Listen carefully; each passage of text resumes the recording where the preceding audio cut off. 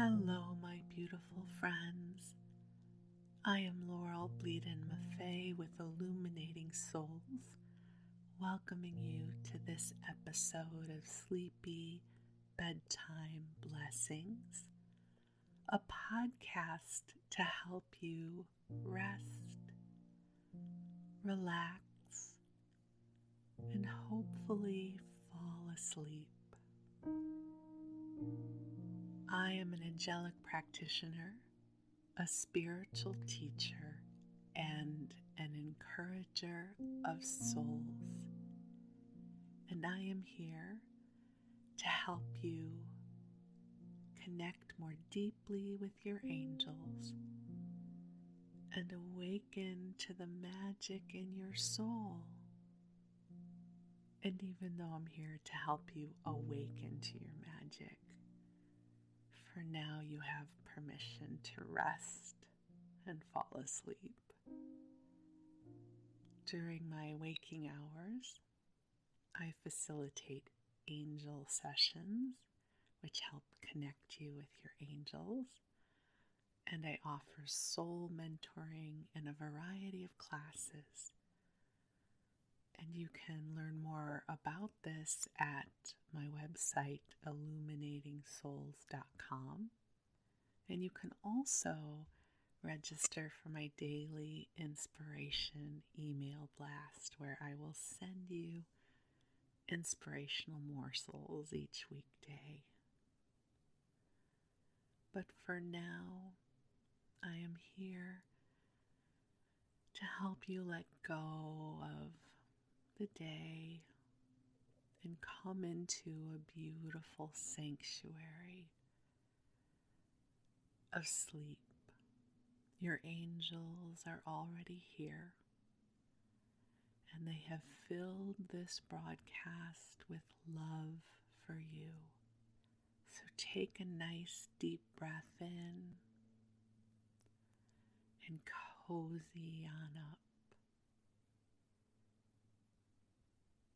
As we get started in our conversation, it's still early in the new year, and I have been contemplating the pressure we sometimes feel to set our intentions. Somehow, the early part of the year seems to encourage us to set the bar pretty high. And I don't know about you, but that's not what I'm feeling right now. I am really being guided to be very gentle with myself. Perhaps you are too. We have been through a lot, and we are still going through a lot. So one of the things that I take tremendous comfort in is knowing that even when things feel still, or I feel still, that movement is always taking place. The ocean is never really still. There are all kinds of currents happening beneath the surface. And the same is true with multidimensional co-creation. I affirm that there is goodness in play for you right now. And I'm guided to share one of the morsels of inspiration that has become sort of a cornerstone of my life. And it's something I read on a greeting card when I was about 19 years old, so long time ago. And I purchased the card for a friend, and I wound up never sending it to them because I'd grown so attached to the message it contained. And it contained a quote that had been attributed to Emerson, but was actually not written by him at all. And it's the prose about success. It says, to laugh often and much, to win the respect of intelligent people and the affection of children, to earn the appreciation of honest critics and endure the betrayal of false friends, to appreciate the beauty, to find the best in others, to leave the world a bit better, whether by a healthy child, a garden patch, or a redeemed social condition. To know even one life has breathed easier because you have lived, this is to have succeeded. And the line that struck me, like deep in the center of my being, is the one that says to know that even one life has breathed easier because you have lived, this is to succeed. And I have come to live that as part of my purpose and my hope, my great hope. I remember at such a young age that the idea that even one person might breathe easier because I existed seemed like such a profound, sacred covenant. I couldn't imagine what I would ever do to earn such a blessing. And as I have grown into my role in my work, I turn to this often. You know, in the days of social media, and we count our numbers and how many people you have on a mailing list. I always remember that each person is the universe. So you, right now, listening, you are the whole world to me right now. And if this podcast is helping you breathe even a little bit easier tonight, it's all worth it, because you are precious and you are holy.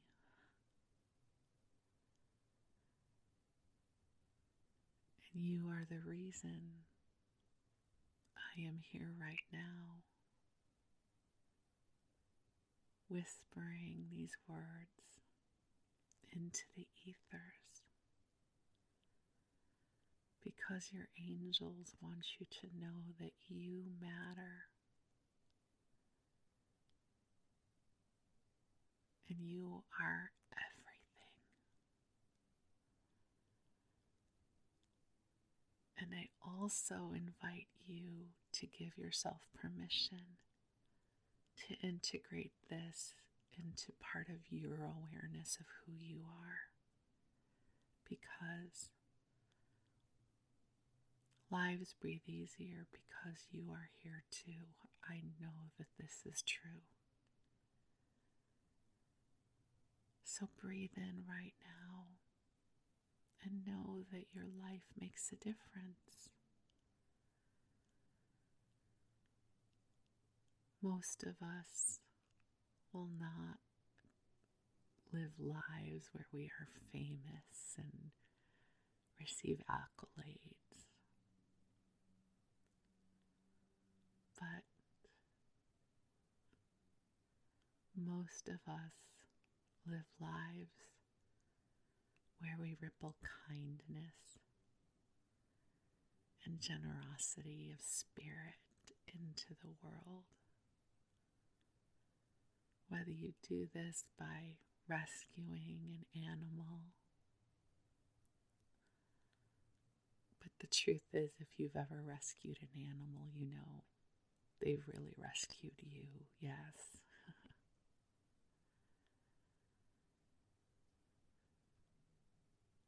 There's a ripple of light and goodness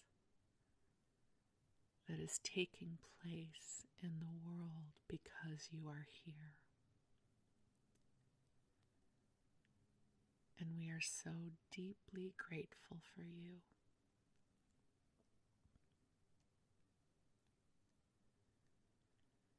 So beautiful angels on high, I know you are already here. And I ask that you amplify the vibration of divine love in this message and in this broadcast. That each of the beloveds here receive the blessing of your love. That they remember that they are precious in all of this world. And angels, I also ask that you bring in waves of healing, that we need not even know what's up for healing, and we don't need to know because God knows, but that the beautiful healing light flows in and touches upon whatever is here to receive the light, and that this healing ripples across the timeline of our lives through all time and space. So, dear ones, just take a nice deep breath in and out. And allow yourself to receive the love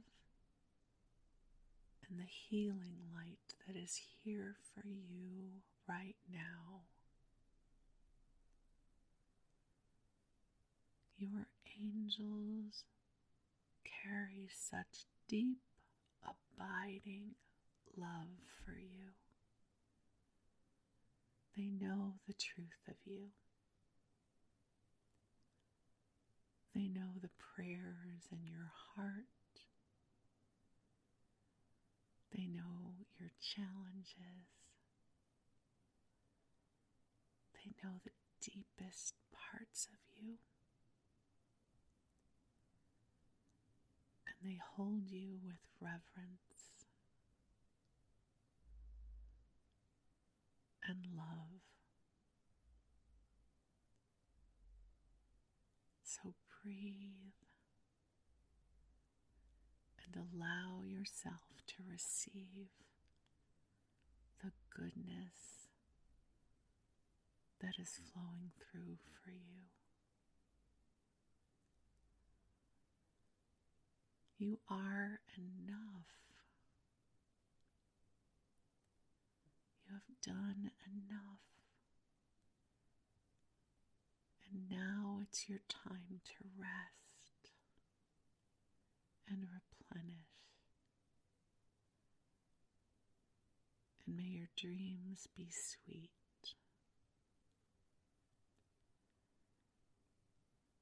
And may your heart connect with sparks of inspiration and light. So when you awaken in the morning, you awaken with a greater lightness of spirit.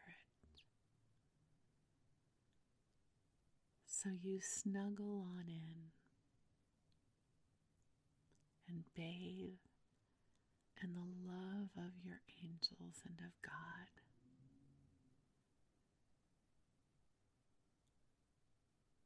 And now I'm going to read to you for a little while. So tonight we're going to return to Anne of Green Gables. I actually had not been planning on returning to this book so quickly. I just read it a few weeks ago for you. But the truth is, I have fallen in love with this book, and I love the language of it and the rhythm of the story. And I found as I was contemplating what I would read to you in this episode, I kept feeling like we had to go back and visit with Anne again. And you know what's interesting is this is the first time I'm reading this book. It was not a book that found me in my childhood, and I didn't actually become acquainted with it until I watched the Netflix series Anne with an E. And so as I was contemplating this podcast, this was one of the books I put on the list, and as I read it to you, I can feel the energy of it, and I love it. It's a remarkable thing to read out loud. I don't know when the last time was that you read out loud, but there's something about hearing each word form and lead into the next word that's really remarkable. So you don't have to go back and listen to the other episodes. You know, you're really not meant to be awake by this time anyways. If you are, I'm glad you're here. And so as I read these books to you, it's not really important you stay up to date with the plot. It's not like a book on tape where they don't even call them books on tape anymore. I just showed that I'm of the Fred Flintstone era. They're called audiobooks. Audiobooks, you're efforting, you're trying to stay awake and aware to the plot. And right now, it's just okay if you drift off. You can always go back and read the book when you're awake another time. But here's what's happening. So, Marilla and Matthew Cuthbert are brother and sister. We know that Matthew's about 60 years old, and they live in Avonlea, which is in Canada. And they're getting older. They have a farm, and they need some help on the farm, so they're inspired to adopt a little boy from the orphanage. So they'll give him a good upbringing, and he can learn to help take care of the farm. So Matthew, who's painfully shy, takes the horse and wagon to the train station to pick up the orphan boy that had been left for them. Only it's not a boy, it's a little girl, and it's Anne. And Anne is a force of nature. She has a vivid imagination and an exuberance for life and a positive outlook, even though she's been through so much. She's skinny and has bright red hair and talks a mile a minute. And so Matthew, not knowing what else to do, takes her home to Green Gables in hopes that Marilla, who's the stronger of the two of them, will be able to break it to Anne that she is actually not being adopted by them. So we pick up the story the next morning when Anne has shared how disappointed she is that she's not being adopted, but has now decided that she doesn't really want to get to know the farm because what's the point of falling in love when she'll have to leave it anyways? And Marilla can feel and sense that Matthew really wants to keep Anne. He's like, we could give her a good home, and she's enchanting, and let's not send her back. But Marilla is conflicted. She's like, this is not the child we agreed to adopt. And so this is where we pick up the story. And I'm going to read a paragraph that was in the last installment, but this will kind of help us get going. I never in all my life say or heard anything equal to her, muttered Marilla, beating a retreat down to the cellar after potatoes. She is kind of interesting, as Matthew says. I can feel already that I'm wondering what on earth she'll say next. She'll be casting a spell over me, too. She's cast it over Matthew. That look he gave me when he went out and said everything he said or hinted last night over again. I wish he was like other men and would talk things out. A body could answer back then and argue him into reason. But what's to be done with a man who just looks? Anne had relapsed into reverie with her chin in her hands and her eyes in the sky when Marilla returned from her cellar pilgrimage. There Marilla left her until the early dinner was on the table. I suppose I can have the mare and buggy this afternoon, Matthew, said Marilla. Matthew nodded and looked wistfully at Anne. Marilla intercepted the look and said grimly, I'm going to drive over to White Sands and settle this thing. I'll take Anne with me, and Mrs. Spencer will probably make arrangements to send her back to Nova Scotia at once. I'll set your tea out for you, and I'll be home in time to milk the cows. Still Matthew said nothing, and Marilla had a sense of having wasted words and breath. There is nothing more aggravating than a man who won't talk back, unless it is a woman who won't. Matthew hitched the sorrel into the buggy in due time, and Marilla and Anne set off. Matthew opened the yard gate for them, and as they drove slowly through, he said to nobody in particular as it seemed, Little Jerry Boat from the creek was here this morning, and I told him I guess I would hire him for the summer.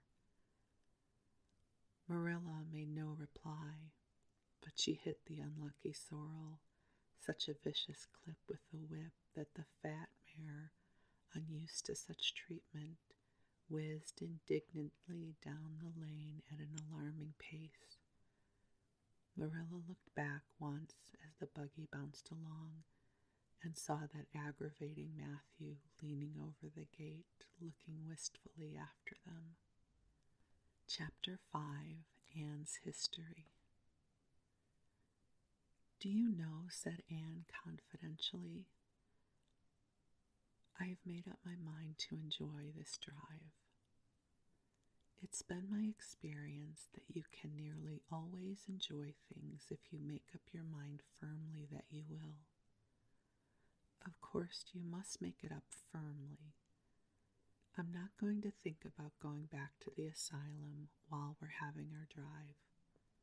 I'm just going to think about the drive. Oh, look, there's one little early wild rose out. Isn't it lovely? Don't you think it must be glad to be a rose? Wouldn't it be nice if roses could talk? I'm sure they could tell us such lovely things. And isn't pink the most bewitching color in the world? I love it, but I can't wear it.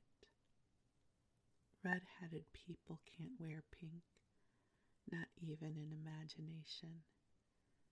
Did you ever know of anybody whose hair was red when she was young, but got to be another color when she grew up? No, I don't know as they ever did, said Marilla mercilessly, and I shouldn't think it likely to happen in your case either. Anne sighed. Well, that's another hope gone. My life is a perfect graveyard of buried hopes. That's a sentence I read in a book once, and I say it over to comfort myself whenever I'm disappointed in anything. I don't see where the comforting comes in myself, said Marilla. Why, because it sounds so nice and romantic, just as if I were a heroine in a book, you know. I'm so fond of romantic things, and a graveyard full of buried hopes is about as romantic a thing as one can imagine, isn't it? I'm rather glad I have one. Are we going across the lake of shining waters today? We're not going over Barry's Pond, if that's what you mean by your lake of shining waters. We're going by the shore road. Well, shore road sounds nice, said Anne dreamily. Is it as nice as it sounds? Just when you said shore road, I saw it in a picture in my mind as quick as that. And White Sands is a pretty name too, but I don't like it as well as Avonlea. Avonlea is a lovely name. It just sounds like music. How far is it to White Sands? It's 5 miles, and as you're evidently bent on talking, you might as well talk to some purpose by telling me what you know about yourself. Oh, what I know about myself isn't really worth telling, said Anne eagerly. If you'll only let me tell you what I imagine about myself, you'll think of it ever so much more interesting. No, I don't want any of your imaginings. Just stick to bald facts. Begin at the beginning. Where were you born and how old are you? I was 11 last March, said Anne, resigning herself to bald facts with a little sigh. And I was born in Bolingbroke, Nova Scotia. My father's name was Walter Shirley, and he was a teacher in the Bolingbroke High School. My mother's name was Bertha Shirley. Aren't Walter and Bertha lovely names? I'm so glad my parents had nice names. It would be a real disgrace to have a father named, well, say Jedediah would. I guess it doesn't matter what a person's name is as long as he behaves himself, said Marilla. Well, I don't know. Anne looked thoughtful. I read in a book once that a rose by any other name would smell as sweet, but I've never been able to believe it. I don't believe a rose would be as nice if it were called a thistle or a skunk cabbage. I suppose my father would have been a good man even if he had been called Jedediah, but I'm sure it would have been a cross. Well, my mother was a teacher in the high school too, but when she married my father, she gave up teaching, of course. A husband was enough responsibility. Mrs. Thomas said that they were a pair of babies and as poor as church mice. They went to live in a weeny-teeny little yellow house in Bolingbroke. I've never seen that house, but I've imagined it thousands of times. I think it must have had honeysuckle over the parlor window and lilacs in the front yard and lilies of the valley just inside the gate. Yes, and muslin curtains in all the windows. Muslin curtains give a house such an air. I was born in that house. Mrs. Thomas said that I was the homeliest baby she ever saw. I was so scrawny and tiny and nothing but eyes, but that mother thought I was perfectly beautiful. I should think a mother would be a better judge than a poor woman who came in to scrub, wouldn't you? I'm glad she was satisfied with me anyhow. I would feel so sad if I thought I was a disappointment to her, because she didn't live very long after that, you see. She died of fever when I was just 3 months old. I do wish she'd lived long enough for me to remember calling her mother. I think it would be so sweet to say mother, don't you? and Father died 4 days afterwards from fever too. That left me an orphan, and folks were at their wits' end. So Mrs. Thomas said what to do with me. You see, nobody wanted me even then. It seems to be my fate. Father and mother had both come from places far away, and it was well known they hadn't any relatives living. Finally, Mrs. Thomas said she'd take me, though she was poor and had a drunken husband. She brought me up by hand. Do you know if there's anything in being brought up by hand that ought to make people who are brought up that way better than other people? Because whenever I was naughty, Mrs. Thomas would ask me how I could be such a bad girl when she had brought me up by hand, reproachful like. Mr. and Mrs. Thomas moved away from Bolingbroke to Marysville, and I lived with them until I was 8 years old. I helped look after the Thomas children. There were 4 of them, younger than me, and I can tell you that they took a lot of looking after. Then Mr. Thomas was killed falling under a train, and his mother offered to take Mrs. Thomas and the children, but she didn't want me. Mrs. Thomas was at her wit's end, so she said what to do with me. Then Mrs. Hammond, from up the river, came down and said she'd take me, seeing as I was handy with children. And I went up the river to live with her in a little clearing among the stumps. It was a very lonesome place. I'm sure I never could have lived there if I hadn't had an imagination. Mr. Hammond worked on a little sawmill up there, and Mrs. Hammond had 8 children. She had twins 3 times. I like babies in moderation, but twins 3 times in succession is too much. I told Mrs. Hammond so firmly when the last pair came. I used to get so dreadfully tired carrying them about. I lived upriver with Mrs. Hammond over 2 years, and then Mr. Hammond died, and Mrs. Hammond broke up housekeeping. She divided her children among her relatives and went to the States. I had to go to the asylum at Hopeton because nobody would take me. They didn't want me at the asylum either. They said they were overcrowded as it was, but they had to take me, and I was there 4 months until Mrs. Spencer came. Anne finished up with another sigh of relief this time.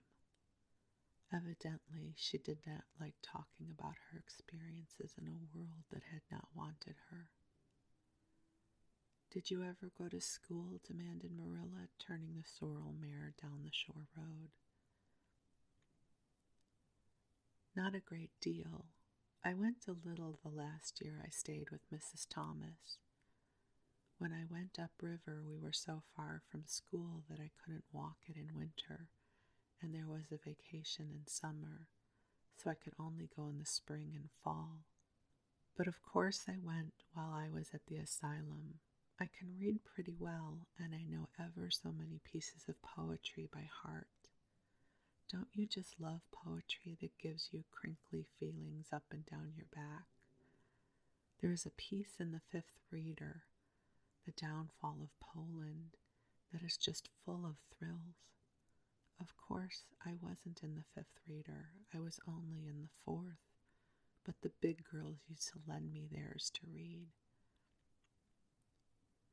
"Were those women, Mrs. Thomas and Mrs. Hammond, good to you?" asked Marilla, looking at Anne out of the corner of her eye. "Oh," faltered Anne. Her sensitive little face suddenly flushed scarlet, and embarrassment sat on her brow. "Oh, they meant to be. I know they meant to be just as good and kind as possible. And when people mean to be good to you, you don't always mind very much when they're not quite, always. They had a good deal to worry them, you know. It's very trying to have a drunken husband, you see, And it must be very trying to have twins 3 times in succession, don't you think? But I feel sure they meant to be good to me. Marilla asked no more questions. Anne gave herself up to a silent rapture over the shore road, and Marilla guided the sorrel abstractedly while she pondered deeply. Pity was suddenly stirring in her heart for the child. What a starved, unloved life she had, a life of drudgery and poverty and neglect. For Marilla was shrewd enough to read between the lines of Anne's history and divine the truth. No wonder she had been so delighted at the prospect of a real home. It was a pity she had to be sent back. What if she, Marilla, should indulge Matthew's unaccountable whim and let her stay? He was set on it, and the child seemed a nice, teachable little thing. She's got too much to say, thought Marilla, but she might be trained out of that, and there's nothing rude or slangy in what she says. She's ladylike. It's likely her people were nice folks. The shore road was woodsy and wild and lonesome. On the right hand, scrub firs, their spirits quite unbroken by long years of tussle with the gulf winds, grew thickly. On the left were the steep red sandstone cliffs, so near the track in places that a mare of less steadiness than the sorrel might have tried the nerves of the people behind her. Down at the base of the cliffs were heaps of surf-worn rocks or little sandy coves inlaid with pebbles as with ocean jewels. Beyond laid the sea, shimmering and blue, and over it soared the gulls, their pinions flashing silvery in the sunlight. "Isn't the sea wonderful?" said Anne, rousing from a long, wide-eyed silence. "Once, when I lived in Marysville, Mr. Thomas hired an express wagon and took us all to spend the day at the shore 10 miles away. I enjoyed every moment of that day, even if I had to look after the children all the time. I lived it over in happy dreams for years. But this shore is nicer than the Marysville shore. Aren't those gulls splendid? Would you like to be a gull?" "I think I would, that is, if I couldn't be a human girl. Don't you think it would be nice to wake up at sunrise and swoop down over the water and away over that lovely blue all day, and then at night to fly back to one's nest? Oh, I can just imagine myself doing it. What big house is that ahead, please?" "That's the White Sands Hotel. Mr. Kirk runs it, but the season hasn't begun yet. There are heaps of Americans come there for the summer. They think the shore is just about right." "I was afraid it might be Mrs. Spencer's place," said Anne mournfully. "I don't want to get there. Somehow it will seem like the end of everything." Chapter 6. Marilla Makes Up Her Mind. Get there they did, however, in due season. Mrs. Spencer lived in a big yellow house at White Sands Cove, and she came to the door with surprise and welcome mingled on her benevolent face. "Dear, dear," she exclaimed, "you are the last folks I was looking for today, but I'm real glad to see you. You'll put your horse in. And how are you, Anne?" "I'm as well as can be expected, thank you," said Anne smilelessly. A blight seemed to have descended on her. "I suppose we'll stay a little while to rest the mare," said Marilla, "but I promised Matthew I'd be home early. The fact is, Mrs. Spencer, there's been a queer mistake somewhere, and I've come over to see where it is." We sent word, Matthew and I, for you to bring us a boy from the asylum. We told your brother Robert to tell you we wanted a boy 10 or 11 years old." "Marilla Cuthbert, you don't say so," said Mrs. Spencer in distress. "Why, Robert sent word down by his daughter Nancy and said you wanted a girl, didn't she, Flora Jane?" appealing to her daughter, who had come out to the steps. "She certainly did, Miss Cuthbert," corroborated Flora Jane earnestly. "I'm dreadful sorry," said Mrs. Spencer. "It's too bad, but it certainly wasn't my fault, you see, Miss Cuthbert. I did the best I could, and I thought I was following your instructions. Nancy is a terrible flighty thing. I've often had to scold her well for her heedlessness." "It was our own fault," said Marilla resignedly. "We should have come to you ourselves and not left an important message to be passed along by word of mouth in that fashion. Anyhow, the mistake has been made, and the only thing to do is to set it right. Can we send the child back to the asylum? I suppose they'll take her back, won't they?" "I suppose so," said Mrs. Spencer thoughtfully. "But I don't think it will be necessary to send her back. Mrs. Peter Blewett was up here yesterday, and she was saying to me how much she wished she'd sent me for a little girl to help her. Mrs. Peter has a large family, you know, and she finds it hard to get help. Anne will be the very girl for you. I call it positively providential." Marilla did not look as if she thought Providence had much to do with the matter. Here was an unexpectedly good chance to get this unwelcome orphan off her hands, and she did not even feel grateful for it. She knew Mrs. Peter Blewett only by sight as a small, shrewish-faced woman without an ounce of superfluous flesh on her bones. But she had heard of her, a terrible worker and driver Mrs. Peter was said to be, and discharged servants' girls told fearsome tales of her temper and stinginess, and her family of pert, quarrelsome children. Marilla felt a qualm of conscience at the thought of handing Anne over to her tender mercies. "Well, I'll go in, and we'll talk the matter over," she said.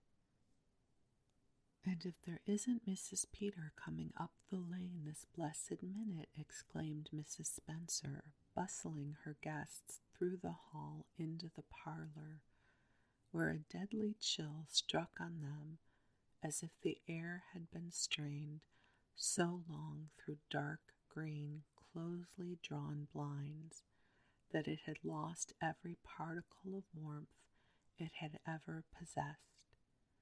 "That is real lucky, for we can settle the matter right away. Take the armchair, Miss Cuthbert. Anne, you sit here on the ottoman and don't wiggle. Let me have your hats. Flora Jane, go out and put the kettle on. Good afternoon, Mrs. Blewett. We were just saying how fortunate it was you happened along. Let me introduce you to two ladies, Mrs. Blewett, Miss Cuthbert. Please excuse me for just a moment. I forgot to tell Flora Jane to take the buns out of the oven." Mrs. Spencer whisked away after pulling up the blinds. Anne, sitting mutely on the ottoman, with her hands clasped tightly in her lap, stared at Mrs. Blewett as one fascinated. Was she to be given into the keeping of this sharp-faced, sharp-eyed woman? She felt a lump coming up in her throat, and her eyes smarted painfully. She was beginning to be afraid she couldn't keep the tears back when Mrs. Spencer returned, flushed and beaming, quite capable of taking any and every difficulty, physical, mental, or spiritual, into consideration and settling it out of hand. "It seems there has been a mistake about this little girl, Mrs. Blewett," she said. I was under the impression that Mr. and Miss Cuthbert wanted a little girl to adopt. I was certainly told so, but it seems it was a boy they wanted. So if you're still of the same mind you were yesterday, I think she'll be just the thing for you."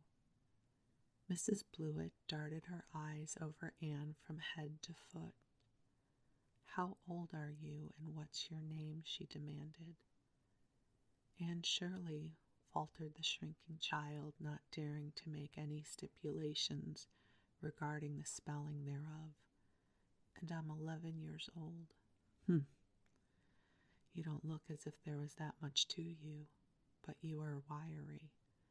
"I don't know, but the wiry ones are the best after all."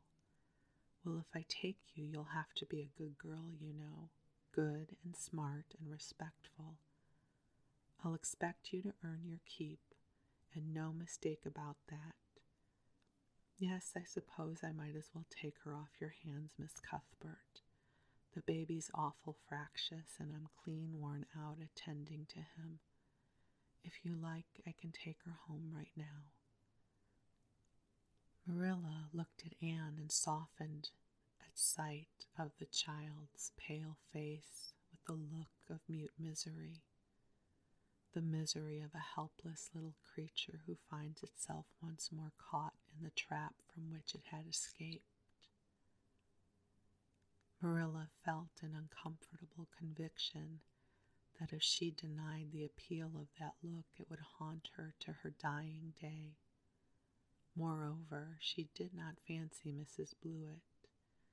To hand a sensitive, high-strung child over to such a woman, no, she could not take the responsibility of doing that. "Well, I don't know," she said slowly. "I didn't say that Matthew and I had absolutely decided that we wouldn't keep her. In fact, I may say Matthew is disposed to keep her. I just came over to find out how the mistake had occurred. I think I'd better take her home again and talk it over with Matthew. I feel that I oughtn't to decide on anything without consulting him. If we make up our mind not to keep her, we'll bring or send her over to you tomorrow night. If we don't, you may know that she is going to stay with us. Will that suit you, Mrs. Blewett?" "I suppose it'll have to," said Mrs. Blewett ungraciously. During Marilla's speech, a surprise had been dawning on Anne's face. First, the look of despair faded out. Then came a faint flush of hope. Her eyes grew deep and bright as morning stars. The child was quite transfigured, and a moment later, when Mrs. Spencer and Mrs. Blewett went out in quest of a recipe the latter had come to borrow, she sprang up and flew across the room to Marilla. "Oh, Miss Cuthbert, did you really say that perhaps you would let me stay at Green Gables?" she said in a breathless whisper, as if speaking aloud might shatter the glorious possibility. "Did you really say it, or did I only imagine that you did?" "I think you'd better learn to control that imagination of yours, Anne, and if you can't distinguish between what is real and what isn't," said Marilla crossly. "Yes, you did hear me say just that and no more. It isn't decided yet, and perhaps we will conclude to let Mrs. Blewett take you after all. She certainly needs you much more than I do." "I'd rather go back to the asylum than go to live with her," said Anne passionately. "She looks exactly like a gimlet." Marilla smothered a smile under the conviction that Anne must be reproved for such a speech. "A little girl like you should be ashamed of talking so about a lady and a stranger," she said severely. "Go back and sit down quietly and hold your tongue and behave as a good girl should." I'll try to do and be anything you want me if only you'll keep me, said Anne, returning meekly to her ottoman. When they arrived back at Green Gables that evening, Matthew met them in the lane. Marilla from afar had noted him prowling along it and guessed his motive. She was preparing for the relief she read in his face when he saw that she had at least brought back Anne with her. But she said nothing to him relative to the affair until they were both out in the yard behind the milking cows. Then she briefly told him Anne's history and the result of the interview with Mrs. Spencer.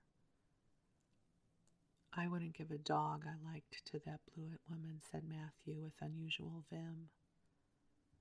I don't fancy her style myself, admitted Marilla. But it's that or keeping her ourselves, Matthew. And since you seem to want her, I suppose I'm willing, or have to be. I've been thinking over the idea until I've gotten kind of used to it. It seems a sort of duty. I never brought up a child, especially a girl, and I dare say I'll make a terrible mess of it. But I'll do my best, so as far as I'm concerned, Matthew, she may stay. Matthew's shy face was a glow of delight. Well now, I reckoned you'd come to see it in that light, Marilla, he said. She is such an interesting little thing. It'd be more to the point if you could say she was a useful little thing, retorted Marilla. But I'll make it my business to see she's trained to be that. And mind, Matthew, you're not to go interfering with my methods. Perhaps an old maid doesn't know much about bringing up a child, but I guess she knows more than an old bachelor. So you just leave me to manage her. When I fail, it'll be time enough to put your oar in. There, Marilla. You can have your own way, said Matthew reassuringly. Only be as good and kind to her as you can without spoiling her. I kind of think she's one of the sort you can do anything with if only you get her to love you. Marilla sniffled to express her contempt for Matthew's opinions concerning anything feminine and walked off to the dairy with the pails. I won't tell her tonight that she can stay, she reflected as she strained the milk into the creamers. She'd be so excited that she wouldn't sleep a wink. Marilla Cuthbert, you're fairly in for it. Did you ever suppose you'd see the day when you'd be adopting an orphan girl? It's surprising enough, but not so surprising as that Matthew should be at the bottom of it, him that always seemed to have such a mortal dread of little girls. Anyhow, we've decided on the experiment, and goodness only knows what will come of it. And so we end this installment of Anne of Green Gables, knowing that Anne has secured her place with the Cuthberts and Green Gables. So thank you for letting me share this part of the story with you. And the angels and I are wishing you sweet dreams and a good night's sleep. Know that you are loved, that you are precious in all the world, and I am so grateful for the gift of you. Be well and blessings to you.